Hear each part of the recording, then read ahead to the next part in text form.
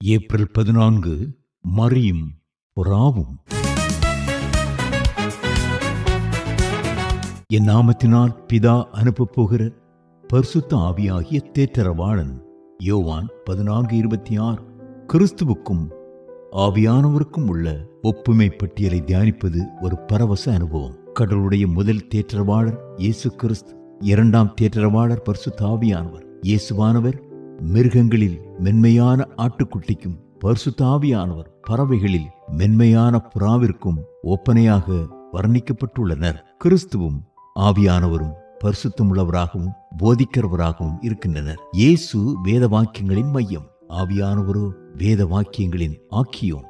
இயேசுவை விசுவாசித்தால் ஏற்றுக்கொள்கிறோம், பரிசுத்த ஆவியானவரை விசுவாசித்து பெற்றுக் கொள்கிறோம்.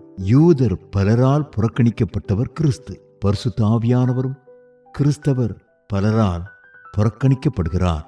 இயேசுவை ஏற்றுக்கொண்டதும் வாயினால் அறிக்கை, பரிசுத்த ஆவியானவரை பெற்றுக்கொண்டதும் நவமொழிகள். இயேசு மீட்பின் கிரயமானவர், பரிசுத்த ஆவியானவர் மீட்பின் முத்திரையாமே. இயேசுவின் நாமத்தினால் ஆவியானவரின் வல்லமையால் ஜெபம் பண்ணுகிறோம். இயேசுவானவர் விண்ணிலிருந்து நமக்காக பரிந்து பேசிக் கொண்டிருக்கிறார்.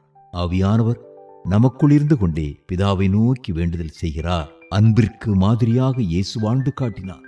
ஆவியானவர் அன்பை நமக்குள் உருவாக்குகிறார். தேவாலயம் தவறுதலாய் பயன்படுத்தப்படும் போது இயேசு கோபம் கொண்டார்.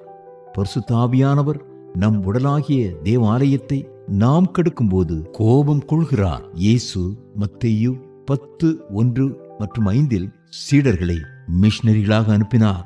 பரிசுத்த ஆவியானவரும் அப்போஸ்தலர் 13:2 மிஷனரிகளை அனுப்புகிறார். பாடுகளுக்கு மாதிரியாக இயேசுவும் பாடுகளுக்கு பங்காளியாக ஆவியானவரும் செயல்படுகின்றனர்.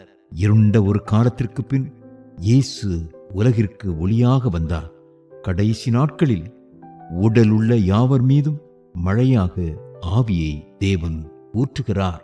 இயேசு ஜீவ தண்ணீர் உள்ள ஊற்று, ஆவியானவர் ஜீவ தண்ணீர் உள்ள நதி. ஆதி நிலை ஏகும்படி இருவருமே சபையோடு பேசுகின்றனர். ஆவியானவர் குமாரனை மகிமைப்படுத்துகிறார், குமாரன் பிதாவை மகிமைப்படுத்துகிறார். கிறிஸ்துவின் தழும்புகளால் நாம் குணமாகிறோம். நமது சாவுக்கு ஏதுவான உடல்களை ஆவியானவர் உயிர்ப்பிக்கிறார். அல்லேலூயா. கிறிஸ்தற்ற பெந்தேகோஸ்தேக்கும் பெந்தேகோஸ்தேயற்ற கிறிஸ்தவத்திற்கும் எச்சரிக்கை. கிறிஸ்தவர்கள் அவசியம் ஆவியின் அபிஷேகம் பெற வேண்டும்.